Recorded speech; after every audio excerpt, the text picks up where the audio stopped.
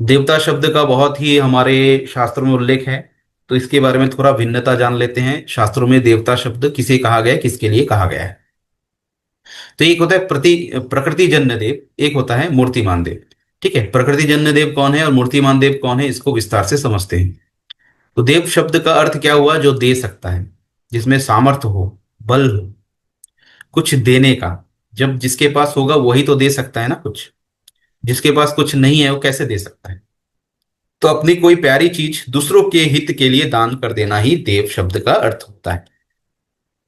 जो देता है वह प्रकाश करता है, वह प्रकट करता है, अथवा जो प्रकाश का पुंज है वह देव है। इस प्रकार दान दाता देव कहलाते हैं, जो कुछ दे सके वह देव कहलाते हैं। ठीक है, ये निरुक्त का एक सूत्र है जिसमें देव शब्द को बताया गया है। दान देने से देव नाम पड़ा है, और दान कहते हैं अपनी कोई वस्तु दूसरे के अर्थ में दे देना। पहले देव नाम का देव शब्द का अर्थ समझिए, अपनी वस्तु दूसरों के लिए दे देना, समर्पित कर देना। इनमें से दान का दाता मुख्य एक ईश्वर ही है। तो सब कुछ ईश्वर ने हमें दिया है, उसके बदले में उन्होंने कुछ भी एक्सपेक्ट किया है हमसे, कुछ भी मांगा है? नहीं। उन्होंने जो भी हमें दे दिया है बिना स्वार्थ के उन्होंने दिया है। तो मुख्य दाता कौन हुआ? परमात्मा। इसलिए परमात्मा सभी देवों के देव है, इसलिए उन्हें महादेव हम कह देते हैं। ठीक है, जिसने जगत को सब पदार्थ दे रखे हैं, तथा विद्वान मनुष्य, आचार्य, माता पिता भी विद्या आदि पदार्थों की देने देने वाले होने से देव कहलाते हैं। इसी प्रकार जैसे परमात्मा ने सब कुछ हमें दे रखा है निस्वार्थ भाव से, इसलिए हम उन्हें महादेव कहते हैं, सभी देवों के देव कहते हैं। उसी प्रकार कोई विद्वान होता है, कोई मनुष्य होता है, विद्वान मनुष्य होता है, कोई आचार्य होता है, माता पिता भी कोई अपने बच्चों को, समाज को क्या करते हैं, विद्या आदि, पालन पोषण आदि का दान करते हैं, देते हैं, क्योंकि वो दे सकते हैं, उनके पास है, उनकी क्षमता है, इसलिए हम उनको भी देव कहते हैं। ठीक है। एक होता है मूर्तिमान देव। मूर्तिमान देव कौन है? ये जो आचार्य होते हैं, माता पिता होते हैं, जो गुरु होते हैं, ठीक है, जो आपके कल्याणार्थ, कल्याण के लिए कुछ दे सके, आपके कल्याण के लिए निस्वार्थ भाव से आपको कुछ सेवा कर सके, आपके आपके कल्याण के लिए कुछ दान कर सके, उसे हम देव कहते हैं। वो क्या होते हैं?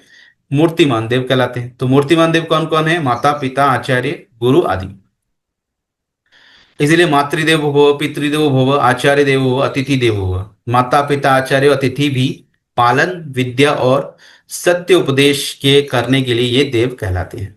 तो ये पालन पोषण करते हैं, विद्या देते हैं, सत्य का उपदेश आदि करते हैं हमारे लिए, तो इसलिए ये देव कहलाते हैं। यहाँ पर देखिए, अतिथि देवो भव। अतिथि मतलब आपके घर में कोई मेहमान आ जाए वो अतिथि नहीं। अतिथि शब्द से अर्थ होता है बिना तिथि के जो आए। अर्थात पहले क्या होता था, पहले के समय में साधु संत क्या करते थे, भिक्षा के लिए द्वार पर आते थे, ब्रह्मचारी आदि आते थे, तो उनकी कोई तिथि निश्चित नहीं होती थी।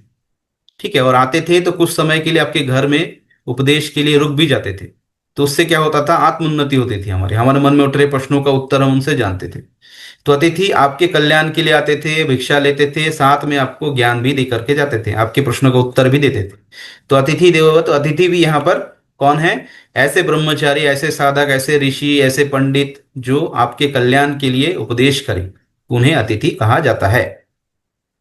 इसलिए माता पिता, आचार्य, अतिथि आदि सब क्या है, पालन पोषण, विद्या, सत्य उपदेश आदि का दान करने से भी ये भी मूर्तिमान देव कहलाते हैं। अब प्रकृति जन्य देव कौन है, उसको आगे समझेंगे। पहले तो सभी देवों का देव परमात्मा है, ईश्वर है। उन्होंने सब कुछ दिया है तभी हम कुछ कर पाते हैं, अन्यथा नहीं। तो उन्होंने सब कुछ का दान किया है। दान मतलब बिना स्वार्थ के कर देना, किसी के कल्याण के लिए। तो सबसे पहला देव परमात्मा है। द्वितीय, इस शरीर के साथ जो संबंध है, माता पिता, आचार्य, अतिथि आदि, ये क्या हुआ है, मूर्तिमान देव है। ठीक। जो प्रकाश, ज्ञान, शांति, देखिए, जो प्रकाश करेगा, जो ज्ञान देगा, शांति देगा, सुख देने का सामर्थ्य रखता है, वही दाता अर्थात देवता कहलाता है। तो ये भी प्रकृति जन्य कुछ देव हमारे हैं, हमारे शास्त्रों में प्रकृति जन्य भी देव कहलाते हैं, क्योंकि वो प्रकाश देते हैं हमें, वो हमें शांति देते हैं, सुख देते हैं, हमें सामर्थ्य देते हैं, हमें बलवान बनाते हैं। वो कौन कौन से प्रकृति जन्य देव है जिसके बिना हमारा जीवन अधूरा है, उसको जानते हैं। उसको जानने से पहले कुछ और विषय है, उसको भी थोड़ा जान लेते हैं। देखिए, एक सद परमात्मा को इंद्र, मित्र, वरुण, अग्नि, दिव्य, सुपर्ण, गुरुत्मान, यम तथा मातरिश्वा आदि नाम देते हैं, अर्थात इन नामों से एक ही परमात्मा का वर्णन होता है। तो वेदों में जो भी नाम लिया गया है, जो भी शब्द का उच्चारण हुआ है, चाहे भले वो इंद्र हो, मित्र हो, वरुण हो, अग्नि, जो भी शब्द उपयोग हुआ है, एक ही परमात्मा के अलग अलग गुणों की व्याख्या करने के लिए हुआ है। यही बात यहाँ पर कही जा रही है। फिर यहाँ पर वही बात कही जा रही है कि एक ही परमात्मा के भिन्न भिन्न नाम है। तो एक सद विप्र बहुधा वदंती करके एक वेदों का मंत्र भी है। एक ही परमात्मा के भिन्न भिन्न नाम जो है विप्रजन जो है उसको पुकारते हैं। कोई इसे इंद्र कहता है, कोई इसे वरुण कहता है, कोई इसे अग्नि कहता है। ठीक है, अलग अलग जो है नाम है। जैसे आज भी हम ईश्वर को माता पिता बंधु सखा आदि अनेक नामों से संबोधित करते हैं, उसकी प्रार्थना करते हैं, किंतु उससे हमें यहाँ कभी भी भ्रम नहीं होता है कि हम अपने माता पिता बंधु आदि की स्तुति एवं प्रार्थना कर रहे हैं। हम कह देते ना, परमात्मा आपके माता है, पिता है, बंधु है, सखा है, लेकिन उससे कोई भ्रम तो हमारे जीवन में उत्पन्न नहीं होता कि हम सच में परमात्मा को अपने माता पिता मान लेते हैं। एक क्या है, उनके प्रति एक आदर सत्कार दिखाने के लिए, क्योंकि हमारा जन्म हमारे उन्हीं के कारण हमारा शरीर प्राप्त हुआ है, और हमारे सभी सामर्थ्य का, बल का वही एकमात्र केंद्र बिंदु है, इसलिए हम उनको माता पिता कह देते हैं। ठीक है, उसी प्रकार से जिस प्रकार से वेदों में कहा गया है, इसी प्रकार वेदों में जहां जहां सूर्य, वरुण, इंद्र, अग्नि, वायु आदि की स्तुति प्रार्थना का प्रसंग मिलता है, वहां उसे तात्पर्य परमात्मा की स्तुति प्रार्थना ही समझी जानी चाहिए। और देखिए उपनिषद क्या कहते हैं, परमात्मा एक ही है, अनेक नहीं है। ईश्वर ना दूसरा है, ना तीसरा है, ना ही चौथा है, ना ही पांचवा है, ना ही छठा है, ना ही सातवां कहलाता है, ना ही आठवां है, ना ही नवा है, ना ही दसवां कहलाता है। वह सर्वशक्ति है, वह एक है, एक वृत्त है और एक ही है। तो परमात्मा एक ही है, परमात्मा भिन्न भिन्न नहीं है। ठीक है। अब देखिए वेदों में देवता, जो प्रकृति जन्य देव है, उसके बारे में क्या कहा गया। अब 33 कोटि देव के बारे में वर्णन है हमारे वेदों में, और ब्राह्मण ग्रंथों में भी है, उपनिषदों में भी इसका हमें उल्लेख मिलता है। तो 33 कोटि देव कौन कौन से हैं, इन्हीं 33 कोटि, 33 प्रकार, 33 वर्ग, 33 श्रेणी के देव के कारण ही जो है हमारी सांसें चल रही है, अन्यथा हम जीवित नहीं रह सकते। ये अनुकूल परिस्थिति इन्हीं के कारण बनी हुई है। ठीक है, ये सृष्टि में जीवन है, सृष्टि संपूर्ण रूप से चलायमान है। अगर ये नहीं होंगे तो हमारा कोई अस्तित्व नहीं है। तो ये 33 कोटि मतलब यहाँ करोड़ ना समझे, ये जो कोटि यहाँ पर उपयोग हुआ है, कोटि शब्द के अनेक अर्थ होते हैं। एक करोड़ भी होता है, एक प्रकार भी होता है, वर्ग भी होता है, श्रेणी भी होता है। तो 33 प्रकार के, 33 वर्ग के, 33 श्रेणी के देव है, 33 करोड़ नहीं है। कोटि मतलब यहाँ पर प्रकार है, वर्ग है, श्रेणी है। यही जो है करोड़ शब्द में कोटि को हमने समझ लिया, इस शब्द का अनर्थ कर दिया, तो हमारे संस्कृति में आ गया कि 33 करोड़ देव है हमारे। तो अब गिनते रहो 33 करोड़ कितने होते हैं, कहाँ कहाँ है, कैसे कैसे हैं। ये बिल्कुल गलत है, ये भ्रम तोड़ दीजिए। 33 प्रकार और वर्ग और श्रेणी है इसमें। तो इसमें कौन कौन से आते हैं, देखिए 8 वसु आते हैं, 11 रुद्र आते हैं, 12 आदित्य, एक इंद्र और एक प्रजापति। इन्हीं के कारण जो है संपूर्ण सृष्टि चल रही है, और परमात्मा ने ही इनको बनाया है। इस प्रकार से ये सभी मिलकर के 33 प्रकार के देव कहलाते हैं, 33 कोटि के देव कहलाते हैं। इसको थोड़ा सा डिटेल में समझते हैं अभी। 8 वसु के नाम और अर्थ देखिए। 8 वसु कौन से, सबसे पहले हमने देखा 8 वसु है।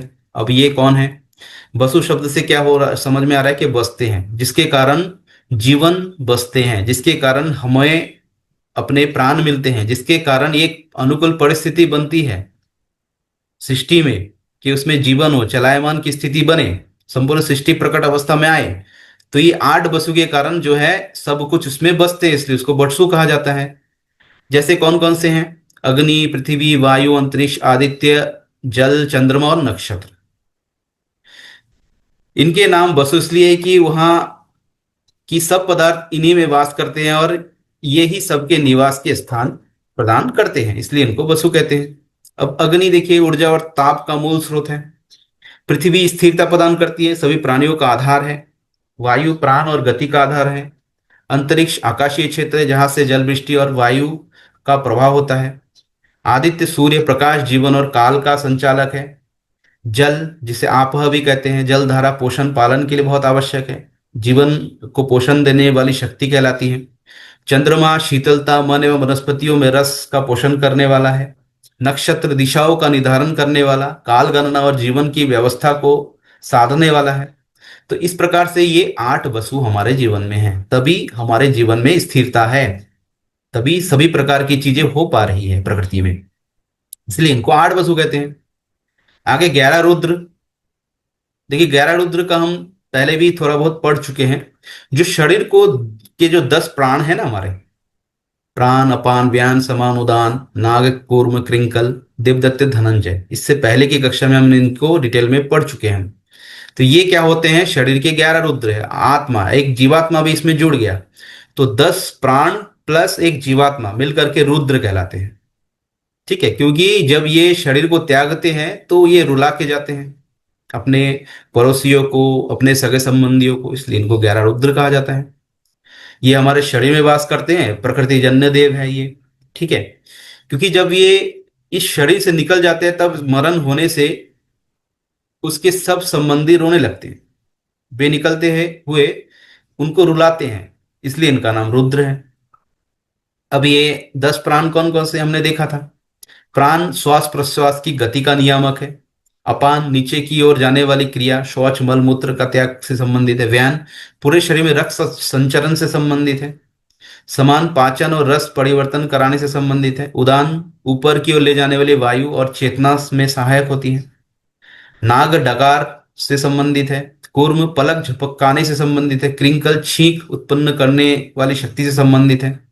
देवदत्ते जम्हाई लेने वाली वायु से संबंधित है। धनंजय मृत्यु के बाद भी शरीर में कुछ समय रहने वाली, जिससे शरीर फूलता या सड़ता नहीं है, इससे संबंधित है। ये कुछ 10 प्रकार की वायु होती है, प्राण वायु हमारे शरीर में उपस्थित रहती है। और एक 11वां जो है रुद्र कौन है, जीवात्मा, चेतन सत्ता। ठीक, जब जीवात्मा और ये 10 प्राण वायु निकल जाते हैं तभी शरीर मृत घोषित हो जाता है और हम डेड बॉडी कहलाते हैं। मृत्यु पर परिजन शोक करते हैं, रोते हैं, इसलिए इन्हें कहा गया है रुद्र, रुलाने वाला। तो ये 11 रुद्र हमारे शरीर में होते हैं। कुछ वसु जो होते हैं प्रकृति जन्य हैं। 11 रुद्र हमारे शरीर के भीतर के देव हैं। 12 आदित्य कौन है, ये भी प्रकृति जन्य देव है। महीनों को कहते हैं 12 रुद्र, क्योंकि वे सब जगत को पदार्थ का आदान प्रदान करते हैं, अर्थात उनकी आयु को ग्रहण करके चलते हैं, इसी से इनका नाम आदित्य पड़ा है। अब ये कौन कौन है आदित्य 12, देख लेते हैं। ये 12 महीनों के नाम हैं।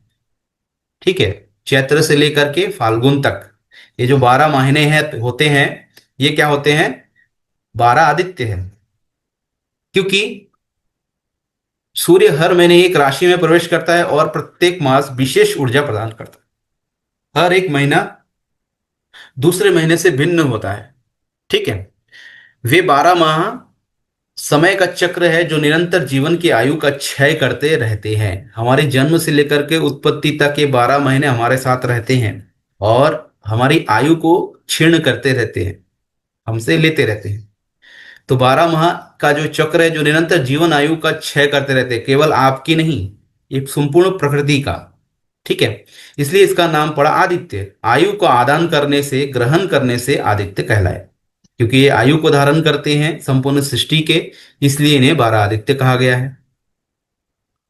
इंद्र, अब एक इंद्र है, उसमें यहां पर जो इंद्र है विद्युत नामक शक्ति से इसका उल्लेख किया गया है।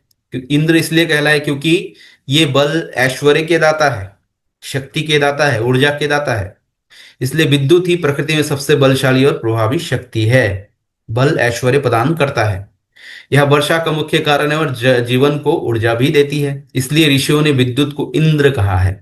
इंद्र शब्द तो सभी के लिए उपयोग हुआ है, परमात्मा के लिए भी उपयोग हुआ है। मन को जो वश में कर ले उसे भी इंद्र कहा गया है।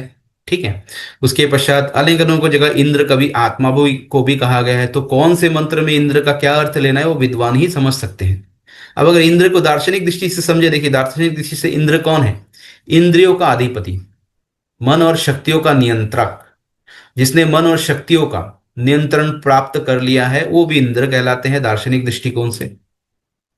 ऋषियों ने कहा है इंद्र इंद्रियाणाम पतिः, मतलब इंद्र जो होता है इंद्रियों का स्वामी है। इसलिए इंद्री शब्द और इंद्र शब्द में देखिए मेल खाते हैं बहुत, इंद्र शब्द और इंद्र शब्द।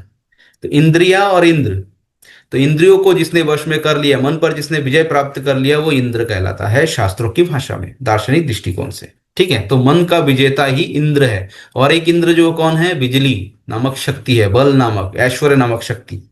ठीक है, संपूर्ण सृष्टि का। इंद्रियों और मन का संबंध देखिए, आंखें, हमारी आंखें, कान, नाक, जीभ, त्वचा आदि, ये पांच ज्ञानेंद्रियां हैं हमारे पास, जो बाहरी चीजों को पकड़ती है, उससे ज्ञान प्राप्त करती है। तो हमारे शरीर में पांच ज्ञानेंद्रियां हैं और पांच कर्म इंद्रियां हैं। हाथ, पैर, वाणी, प्रजनन, उत्सर्जन तंत्र, ये जो होते हैं कर्मेंद्रियां हैं पांच। लेकिन इन सबको चलाने वाला कौन है, मन है। मन, पांच कर्मेंद्रियों को, पांच ज्ञानेंद्रियों को मन चलाता है, मन इनका स्वामी है। बिना मन की अनुमति के कोई भी इंद्रिय काम नहीं कर सकती। बिना मन की सहमति के, बिना मन के इन्वॉल्वमेंट के कोई भी इंद्रिय अपने आप कोई काम नहीं कर सकता। अब कैसे देखते हैं, थोड़ा सा उदाहरण से समझते हैं। आंखें खुली है, सामने पुस्तक रखी हुई है, लेकिन मन कहीं और है। आंखें खुली हुई है, सामने पुस्तक रखी हुई है, लेकिन मन कहीं और है। तब हम किताब पढ़ भी नहीं सकते, समझ भी नहीं सकते। खुली हुई है किताब, सामने पुस्तक, परंतु मन कहीं और है, कुछ और विचार चल रहे हैं। तो पुस्तक सामने रखी हुई है, लेकिन कुछ भी समझ नहीं सकते, कुछ भी देख नहीं सकते। कानों से शब्द सुनाई दे रहे हैं, पर मन कहीं और है। तो हमें आवाज सुनकर भी समझ नहीं आता है, हमारा ध्यान कहीं और है। होता है हमारे साथ कई बार। तो मन का संयोग इंद्रियों के साथ होना पड़ेगा पूरी तरीके से, तभी वो इंद्रिय काम कर पाएगा, अन्यथा नहीं। यानी मन ही असली स्विच है, इंद्रिया सिर्फ उपकरण है। तो मन ही सबको कंट्रोल करती है, और जिसने मन को जीत लिया वही इंद्र कहलाता है। इंद्र का बाह्य अर्थ क्या है, बिजली, विद्युत, ऊर्जा, स्वामी। इंद्र का आंतरिक अर्थ क्या है, मन, इंद्रियों का स्वामी। जब मन सही दिशा में है, तभी इंद्रियां संयमित रहकर धर्म का पालन करती है। यानी जो अपने मन और इंद्रियों को वश में रखे, वही सच्चा इंद्र है। ठीक है, तो इंद्र कौन है, इंद्र एक है प्रकृति जन्य इंद्र, जो विद्युत नामक शक्ति है, बल ऐश्वर्य नामक शक्ति है, जो सब कुछ हमें प्रदान कर रही है, एनर्जी नामक शक्ति, जिसे हम एनर्जी कहते हैं। ठीक है। दूसरा, एक इंद्र क्या है, हमारे भीतर है, कौन है, जो इंद्र नामक शक्ति है, जो हमें प्रेरित करती है मन को वश में करने की। जब हम ये करते हैं तो हम भी इंद्र कहलाते हैं। एक है प्रजापति। प्रजापति का स्वरूप है यज्ञ। देखिए, इसे यज्ञ भी कहा जाता है, यज्ञ कहा जाता है। आज हमारे व्याकरण की अशुद्धि के कारण ये शब्द यज्ञ बन गया है। यहाँ पर ये जो शब्द है ना, ज्ञा नहीं है, ये ज है एक्चुअली। ज और य से मिलकर के ये शब्द बना है ज्य, इसलिए यज्ञ कहते हैं। क्योंकि पाणिनि व्याकरण में ये ज्या ज्ञा नहीं पढ़ते, इसको ज्या पढ़ेंगे। इसका अगर हम तोड़ देंगे ना इस शब्द को, ज्ञा को, तो ज और य शब्द से मिलकर के ये शब्द बना है, तो यज्ञ नहीं होगा, यज्ञ होगा। तो जहां पर भी ज्ञान कहते हैं ना, ज्ञान होता है एक्चुअल में पाणिनि व्याकरण के अनुसार ज्ञान होगा। तो ज्ञा शब्द उच्चारण नहीं होगा, ज्ञान, यज्ञ। तो ये शुद्ध व्याकरण उच्चारण है। परंतु आज विकृत रूप में हम इसको उच्चारण करते हैं, हमारे व्यवहार में आ चुका है, अभ्यास बन चुका है, इसलिए हम इसको कहते हैं यज्ञ। तो एक्चुअल में शुद्ध रूप है यज्ञ। तो प्रजापति का स्वरूप जो है यज्ञ है। ठीक है, क्यों प्रजापति कहा गया यज्ञ को, तो 33 कोटि देव में एक है यज्ञ, प्रजापति भी कहा गया है, यज्ञ भी कहा गया है। अग्नि है, एक इंद्र है, कि यज्ञ है। तो यज्ञ से वायु, आकाश और जल की शुद्धि होती है। यज्ञ करते हैं तो उसमें हम विभिन्न प्रकार की जड़ी बूटी डालते हैं, अग्नि का उपयोग होता है, साथ ही उसमें घी आदि द्रव्य देते हैं, समिधाय उपयोग करते हैं। जिस प्रकार हमारे शरीर में विभिन्न प्रकार के न्यूट्रिशन की आवश्यकता होती है ना, और उसके लिए हम क्या करते हैं, भोजन करते हैं। ठीक, भोजन करते हैं, विभिन्न प्रकार के बीमारी होते हैं तो औषधि आदि लेते हैं। तो उसी प्रकार से देखिए, जितने भी ये हवन आदि यज्ञ में समिधाय, हवन सामग्री, घृत आदि बहुत सारे और सामग्री उपयोग होते हैं, ये क्या करते हैं, इसमें भी न्यूट्रिशन होते हैं, इसमें भी गुण होते हैं, औषधि गुण होते हैं। जब इनको हम यज्ञ के द्वारा इसकी आहुति देते हैं, तो अग्नि क्या करती है, इसको तोड़ देती है, उसके कणों को तोड़ देती है, और वो गैसीय रूप में वही न्यूट्रिशन, वही तत्व जो होते हैं, उसके अंदर जो पोषक तत्व होते हैं, वो संपूर्ण सृष्टि में फैल जाती है, जिसे हम धूम कहते हैं। ठीक है, और उसी के द्वारा फिर गैस के द्वारा हमारे नाकों से फिर अंदर भीतर भी जाती है, जिससे क्या होता है, वो जड़ी बूटी में जो भी औषधीय गुण है, जो भी न्यूट्रिशन है, हमारे बॉडी में जाती है, उससे हमारा शरीर शुद्ध होता है, वातावरण शुद्ध होता है। ये एक वैज्ञानिक तरीका था वातावरण को शुद्ध करने का। शरीर में कोई भी रोग होता है तो उसको दूर करने का।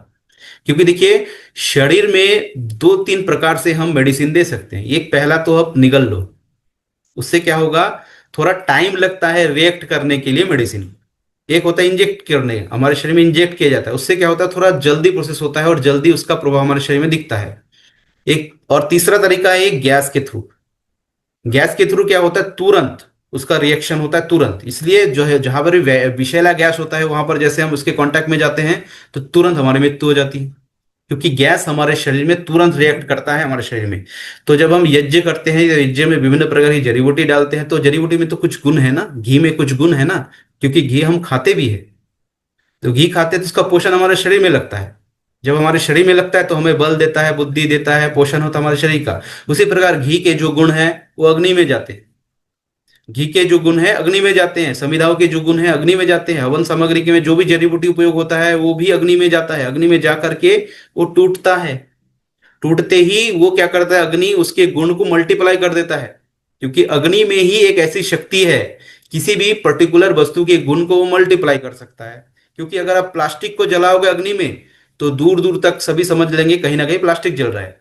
आप अगर मिर्ची को स्वयं खाओगे तो केवल तीखापन आपको लगेगा, परंतु उसी मिर्च को अग्नि में डाल दीजिए तो अब देखिए आसपास का पूरा वातावरण मिर्चीमय हो जाएगा।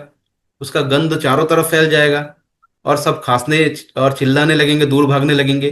तो मिर्ची वही है। एक मिर्ची आपने स्वयं अपने शरीर में डाला तो प्रभाव आपके शरीर तक रहा। उसी मिर्ची को आप जब अग्नि में डालोगे उसके गुण को उसने क्या कर दिया, मल्टीप्लाई कर दिया। ठीक है, मल्टीप्लाई कर दिया और चारों तरफ फैला दिया। इसी प्रकार से यज्ञ करने से जो भी जड़ी बूटी समुदाय हम उसमें डालते हैं उससे क्या होता है, उसके गुण को मल्टीप्लाई कर रहे हैं। साथ ही साथ वो गैसीय फॉर्म में कन्वर्ट हो रहा है। जैसे ही गैसीय फॉर्म में कन्वर्ट हो रहा है, सांसों के द्वारा हमारे भीतर जा रहा है, साथ ही साथ वातावरण में भी जा रहा है। और वही गैस क्या करेगा, वर्षा जल के द्वारा फिर से भूमि में जाएगा, और भूमि में जाकर के अन्न में जाएगा। जो भी दाल चावल जो भी उगेगा, जो भी हम खाएंगे अन्न फल आदि, उसमें भी जाएगा जल के द्वारा, और फिर हमारे शरीर में वापस भी आएगा। तो यज्ञ करने से क्या होता है, संपूर्ण सृष्टि का पालन होता है। इसलिए यज्ञ को प्रजापति कहते हैं। हर एक प्रजा का पालन होता है, इसलिए यज्ञ को प्रजापति कहते हैं। तो यज्ञ में वायु आकाश जल की शुद्धि होती है। ठीक है, यज्ञ से वर्षा होती है, वर्षा से अन्न होते हैं, अन्न से प्रजा का पालन होता है। ठीक, इसलिए यज्ञ को प्रजापति कहा गया, प्रजा का पालन पालन करने वाला, पोषण करने वाला कहा गया है। बहुत ही महत्वपूर्ण है। नित्य प्रतिदिन घर में यज्ञ करे, सुबह शाम एक टाइम तो अवश्य करे। सुबह करने से क्या होगा, आपके घर का वातावरण तो शुद्ध होगा ही, जो भी जड़ी बूटी आप उस पर उपयोग करोगे उसका डायरेक्ट आपके शरीर पर प्रभाव होगा। आप उसको खा नहीं सकते, उन बूटियों को, उन जड़ियों को, उन वनस्पतियों को, उन समिधाओं को। तो उसके द्वारा आपको विभिन्न प्रकार के शारीरिक लाभ भी प्राप्त होंगे, मेडिसिनल प्रॉपर्टीज होते हैं उनमें। ठीक है, परंतु ये शुद्ध हो तभी। अगर वो मिलावटी होगा, घी मिलावटी होगा, कपूर मिलावटी होगा, गुगुल मिलावटी होगा, जो हवन सामग्री वो मिलावटी होगा, तो वो क्या करेगा, उसका दुष्प्रभाव छोड़ेगा। वो फिर यज्ञ नहीं होगा। फिर हम क्या कर रहे हैं, वातावरण को अशुद्ध कर रहे हैं, शुद्ध नहीं। तो सब कुछ 100% शुद्ध होनी चाहिए, तभी उसका प्रभाव हमारे शरीर पर दिखेगा। इसलिए हमारे ऋषियों ने एक यज्ञ, वैशज यज्ञ का भी उन्होंने वर्णन किया है आयुर्वेद में अनेकों ग्रंथों में, जिसके द्वारा जिस जिस प्रकार को, जिसका जैसे जिसको जैसा रोग है उनका उपचार यज्ञों के द्वारा भी किया जाता था। तो आज भी किया जाता है, कई जगह यज्ञ करते हैं तो हमारे शरीर के विभिन्न प्रकार के रोग दूर होते हैं। आपको अगर टाइफाइड है, आपको अगर मलेरिया है, आपको अगर थायराइड है, तो उसी से संबंधित जो जड़ी बूटी है उसके द्वारा यज्ञ किया जाता है। और वो गैसीय फॉर्म में आपके श्वासों के द्वारा भीतर जाता है तो रिएक्शन जल्दी करेगा। तो यज्ञ के द्वारा ट्रीटमेंट भी होता है, इसमें मेडिसिनल प्रॉपर्टीज होते हैं। तो आधुनिक विज्ञान की दृष्टि से यज्ञ एक इकोलॉजिकल सिस्टम है जो वायु शुद्ध और पर्यावरण संरक्षण करता है। ये सब मिलके अपने दिव्य गुणों से 33 कोटि देव कहलाते हैं। ठीक है, तो 33 कोटि देव क्या है, ये जितने भी हमने देखा है कि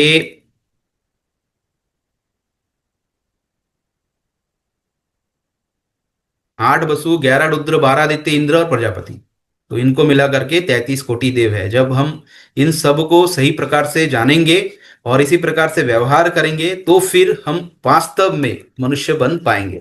और मनुष्य को सबसे पहले ज्ञान प्राप्त करना है, उसके बाद ही व्यवहार करना है, समझना है सृष्टि को। बिना समझे हम व्यवहार करने लग जाते हैं, इसी कारण से समस्या हमारे जीवन में है। तो ये 33 कोटि देव जो है दिव्य गुणों से सुशोभित है, ठीक है, और बिना कुछ लिए हमसे दे ही रहा है हमें, हमसे बदले में कुछ भी एक्सपेक्ट नहीं करता, कुछ भी मूल्य चुकाने की आवश्यकता नहीं होती इनको, ये दे ही रहा है हमें, केवल दे रहा है, केवल दे रहा है निस्वार्थ भाव से। परंतु ये जो देव है ये भी, इन्हें भी बलवान बनाने की आवश्यकता है हमें। जब तक हम इन्हें देंगे नहीं, हमें भी कुछ उन्हें वापस करना पड़ेगा, रिटर्न में देना पड़ेगा यज्ञ के द्वारा। यज्ञ के द्वारा इन 33 कोटि देवों को क्या करना पड़ेगा, बलवान बनाना पड़ेगा। एक ही तरीका है, अग्नि मुख है संपूर्ण प्रकृति का, अग्नि को मुख कहा गया है। तो वो धूम बनेंगे, धूम से पर्यावरण की शुद्धि होगी और अल्टीमेटली हमारा ही कल्याण होगा। जितने भी 33 कोटि देव है ये यज्ञ से क्या होते हैं, बलवान बनते हैं, शक्तिशाली बनते हैं। यज्ञ अगर हर घर में करना प्रारंभ हो जाए तो पर्यावरण की समस्या हम लगभग समाप्त कर सकते हैं। तो यज्ञ करना बहुत आवश्यक है।